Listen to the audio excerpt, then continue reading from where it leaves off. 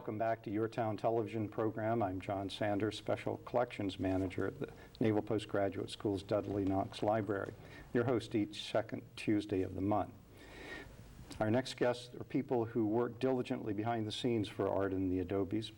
Terry Trotter, co-owner of Trotter Art Galleries in Pacific Grove and Carmel, and Pat Hathaway, noted local photo archivist and owner of California Views.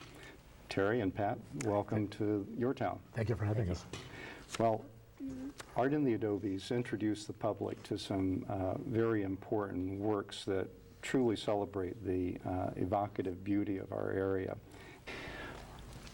I'd like to talk a little bit about the methods, the tools, the techniques that the early California photographers and artists really used. We have a tendency to, especially in photography today, to rely on some of the preset digital capabilities, and especially you can carry around a fairly decent camera right in your pocket today. But Pat, in the 19th century, the latter part of the 19th century, as Monterey began to open up and emerge as an artist colony, photographers who were coming here as well, they had quite a bit of gear to haul around. Well, they had large format negatives, large cameras. You had to be a chemist to mix all your own chemicals. You didn't go to the drugstore and drop off your film. You did it all yourself. And everything was on glass negatives, heavy, bulky, and fragile. So a lot of times they would go out and take things and get it back home, and it was broken because the negative had cracked. Now, when you say large format and glass negatives, in some cases these glass negatives were extremely large. Some of them were up to 20 by 24 inches. The bulk of them were, I have from 4 by 5, 5 by 7, 8 by 10, 11 by 14 in the collection. So the big spectrum. And in your case, at California Views, you have several thousand historic photographs that you've acquired as part of your collection. There's somewhere around 80,000 images in the collection. I've cataloged over 30,000, have about 9,000 online at my website, cfus.com. And about how many of those would you estimate are glass negatives, 19th century glass negatives? Probably a quarter of the collection. Yeah. Now, with the chemicals that they were using to create an exposure, they could get a good, clean, crisp exposure. Yes. But that's about all they could really get, right? They couldn't do much stop action. It was on a tripod and slow film. You always hear about the pictures where the kids don't move because they'd be blurred, and that's why if you see ghost images, a lot of time it's somebody moved in the picture. And often why we see dour faces, because people have had to stand for great lengths of time waiting for the camera to, I guess, the chemical to ignite? Not the chemical to ignite, but for the silver to register the light. And that's why you don't see many interior photos, because it was hard to do interiors unless you used flash powder, which could burn down the house, and people didn't want to do that. All right. So the flash powder is what we sometimes see in old movies. Right. You have a tray where they ignite the flash powder, and that was the early flash bulb or flash, but could also burn your house down. So in those earlier years, a lot of heavy equipment, need for a fairly good-sized carriage if you were doing a day trip to film, to shoot photos, or if you were doing an excursion, you would even need to take along food, water, clothing, etc. By contrast, Terry, what was the typical work bag, if you will, for a painter in the late 19th century? The artists often carried small panels, boards to sketch on, and would sometimes, some of them would make small boxes with slots, I'm sure similar to what they would have used for the glass plate negatives, so they could drop these panels in upon completion so they wouldn't touch each other, they were separated, and use those as a carrying a box. So much of the paintings, the sketches were done on location, and then with color notations and from sketchbooks. And by and large, the paintings were, for the larger exhibition paintings, were completed in studio. That was especially true during the 19th century. Coming into the early 20th century, though, you had more artists completing their finished paintings in plein air. And but they would have to bring their folding tripods and set this up, and extension, adjust them. Of course, they had their fairly large, often wooden pallets that they were working with, and the advent of different types of pigments that could be transported in tubes made a huge difference. And as time went on, more mixed colors were already available. They weren't originally, artists would have to mix to achieve certain hues and values, but it became easier as time went on. A painter like Charles Rollo Peters, did he mix his own hues? Yes, he did, by and large, right.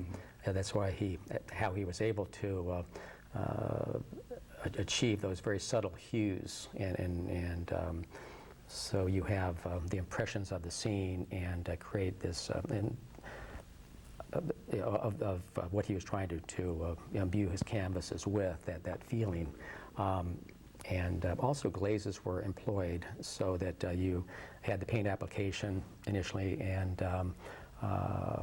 occasionally artists would use a certain kind of a varnish to go over the first layer and then build upon that. And as time went on, the idea was to achieve more of an old world feeling within the canvas as the paint cured and as those the glazes cured.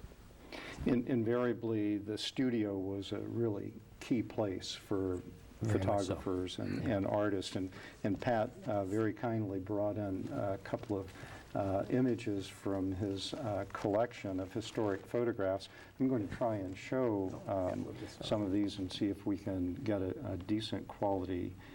This is artist Charles Dickman in his studio, but you're not quite sure if this was Monterey. This is Monterey. You This can is Monterey, confirm yes. that it is Monterey. So Dickman played a very important part in the development of the early Hotel Del Monte Art Gallery, along with Charles Rollo Peters.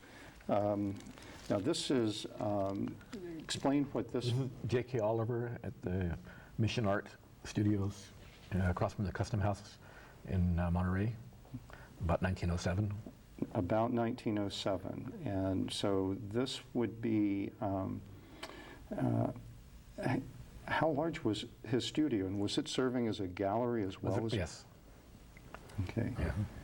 So there was a commercial art gallery That predated the Del Monte. Yep, right. Now, this photograph is a section from an interior scene at the Hotel Del Monte The Art first Gallery. exhibit at the Del Monte Hotel Art Gallery. And this is really quite striking because you've enlarged it and you can actually make out some of the works that are being displayed. Very exciting to see. So how did and who took the photo? This was taken by Richard Arnold. He was the second photographer at the Del Monte Hotel from about 1903 to 1929.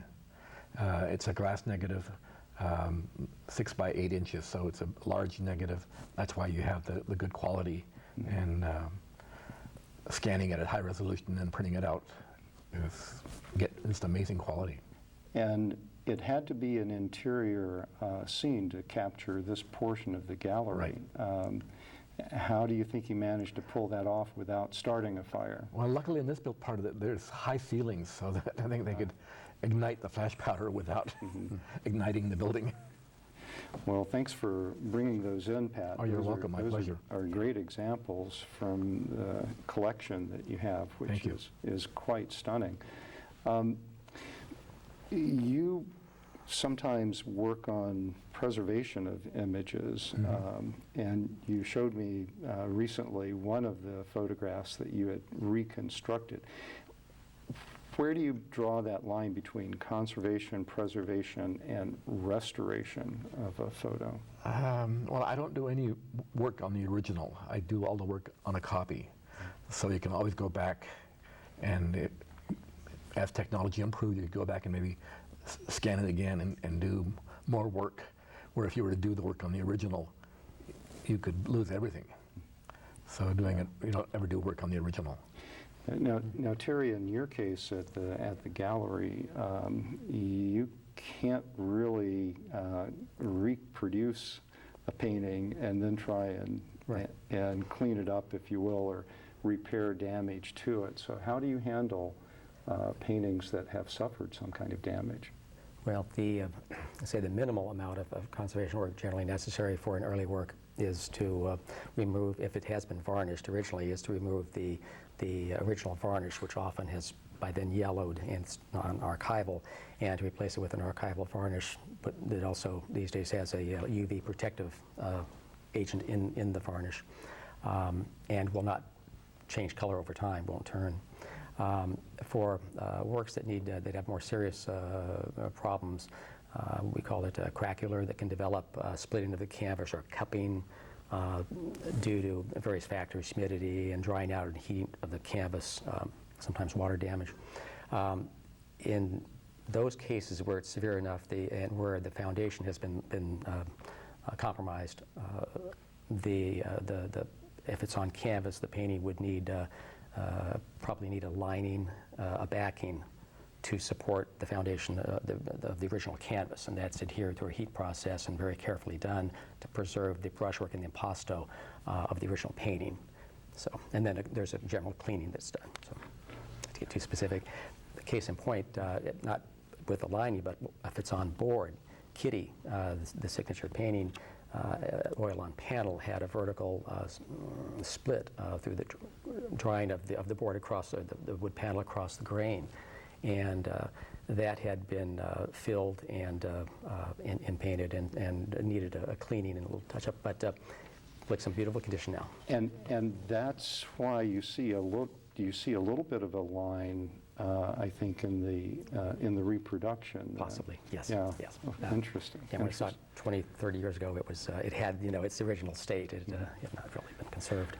Well, I hate to say it, but we're actually just about out of time in this segment. I would like a real quick comment from both of you, though, about your favorite early California photographer, Pat, your favorite early California painter, just so I have that for context.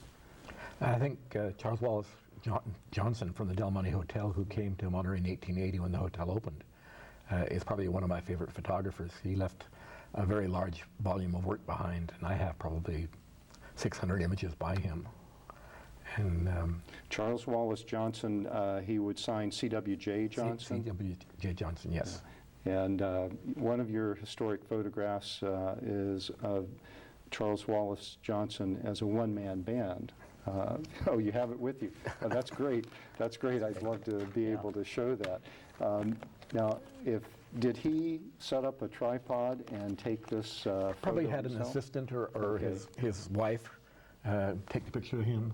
That's the one-man band and Some Charles persons. Wallace Yeah. Johnson. And here he is at his retouching stand, holding a glass negative. And this would be in the studio at Del Monte, you believe? Probably at the hotel, yes. That's fantastic. And Terry, your favorite painter? Tough, very tough. There's, obviously, a soft spot in my heart for Jules Tavernet, being the formative early artist down here, and such an influence in developing, becoming a catalyst for the development of the art colony down on the Monterey Peninsula. My heart's with Charles Rolla Peters, but I would E. Charlton Fortune and Armin Hansen, the two, I hate to make that choice. All right.